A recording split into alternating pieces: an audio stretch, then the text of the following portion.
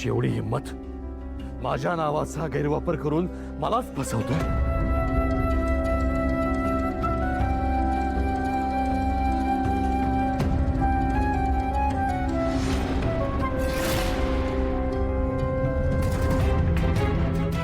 थांबा बाबा. बाबा मला सांगा, त्या नीच विक्रम घाडगे पाटलांवर खरंच तुमचा एवढा विश्वास आहे? अहो, त्यांनी आजवर तुमच्या विरोधात किती कारस्थानं केली सगळं विसरलात का? बाबा आणि शुभू सो तुमच्यासाठी स्वतःचा जीव द्यायला सुद्धा तयार असतो. तुमचं नाव वापरून कोणाला तरी धमकावेल असं खरंच वाटतं का तुम्हाला? असं वाटतं मला. काही मात्र विश्वास उरला नाही त्याच्यावर. माझ्या पाठीमागे माझ्या मुलीला जो फसवू शकतो ना, तो स्वतःच्या स्वार्थासाठी काही करू शकतो. धूळ फेकले त्यांनी माझ्या डोळ्यामध्ये. आज जाणीव होते मला. नंदाक्का जे म्हणत होती ना, ते बरोबर होतं. माझ्या विश्वासातला माझा जवळचा प्रत्येक माणूस मला दगा देतो. आधी त्या शिरीष घाणेकरांनी पाठीमध्ये वार केला आणि आता हा शुभू. बाबा, शुभूच्या अण्णांनी हात जोडलेला नाही. दौलतच्या पिशवीमध्ये हार सापडलाय पोलिसांना. यापेक्षा काय मोठा पुरावा हवाय तुला? आणि अजूनही त्या शुभूची वकिली करायला आलीस तू इथे? हो बाबा, कारण माझा त्या विक्रम घाडगे पाटलांवर अजिबात विश्वास नाही. अहो, आज जे काही ते सगळे पत्रकार घरात घुसले होते, त्या टीव्ही चॅनल्सवर, न्यूजपेपरमध्ये सगळीकडे आता बातमी पसरणार. शुभूची आणि बिचारा अण्णांची किती बदनामी होईल. तुम्ही पत्रकारांसमोर तरी असं बोलायला नको होतं. आणि मला पूर्ण खात्री, ह्या कटाच्या मागे आत्याचाच हात आहे. श्रावणी,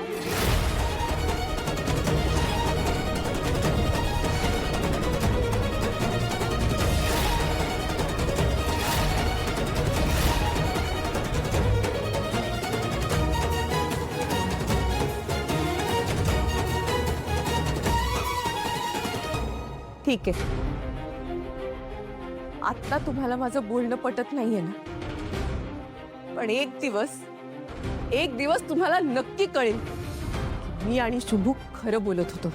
नंदाक्काबद्दल मी एक शब्द ऐकून घेणार नाहीये श्रावणी. शुभूलाही ठणकावून सांगितलंय, तुलाही सांगतोय. आत्ताच्या आत्ता त्या शुभूचं खोळ डोक्यातनं काढून टाकायचं. गद्दार आहे तो. 100% खरं बोलायला असं तुम्ही साहेब.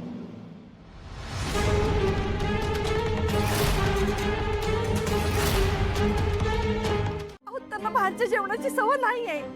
त्यांच्या गोळ्या बी चालू आहेत. एकदा समजून घ्या की साहेब. तुम्हाला एकदा सांगितलेलं कळत नाही का?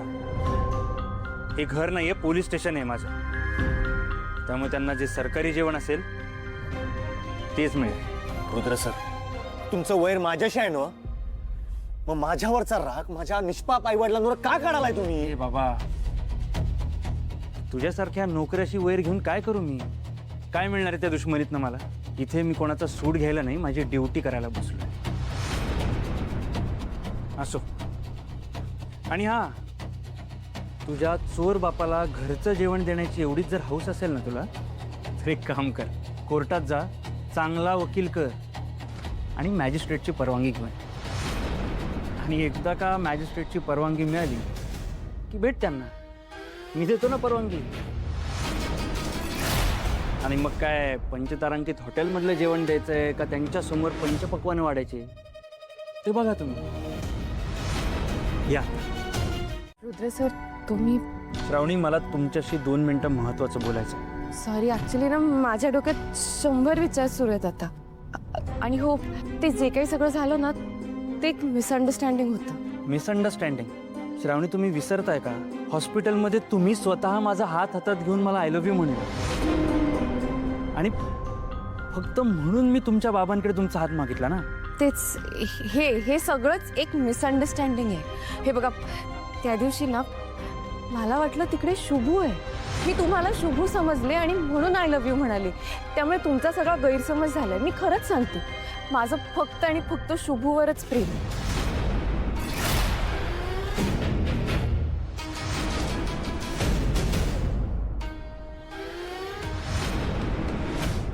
इट्स ओके, काहीच हरकत नाही.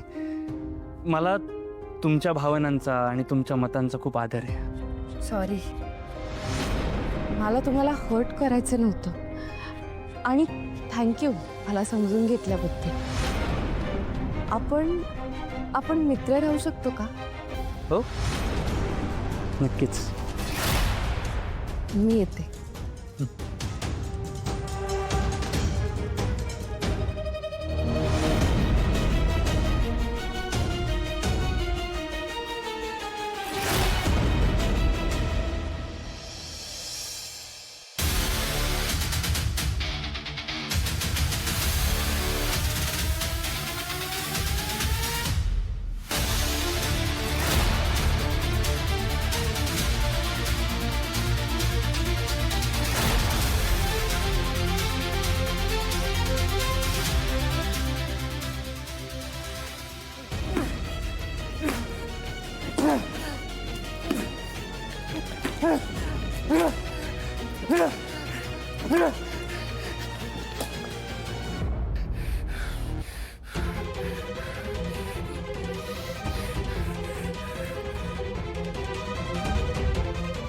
त्या दिवशी ना मला वाटलं तिकडे शुभू आहे. मी तुम्हाला शुभू समजले आणि म्हणून आय लव्ह यू म्हणाली.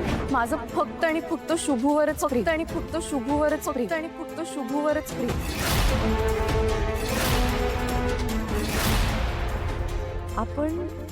आपण मित्र राहू शकतो का?